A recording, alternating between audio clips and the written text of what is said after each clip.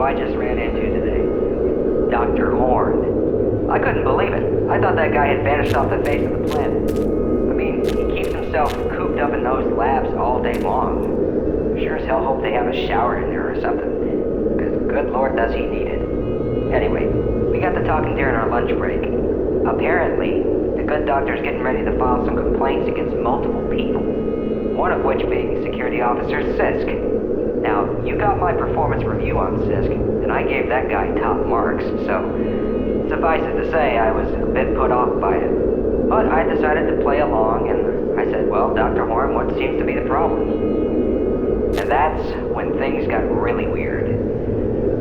He seems to think that everyone in his department, and Security Officer Sisk, is going behind his back and stealing his slices of pizza, one by one, out from under him when he's not looking. Says it's their way of taunting him or something.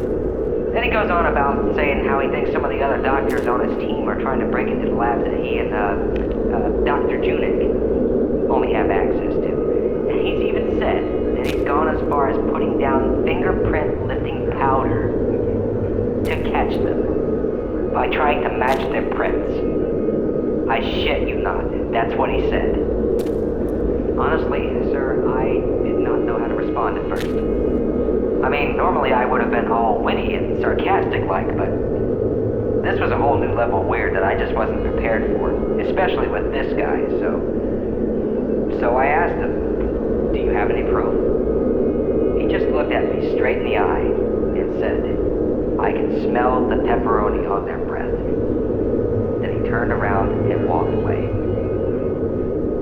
So, I think that guy's been cooped up in that lab for too long. That's my official stance on this. He's got the cabin fever and is owning it like a boss.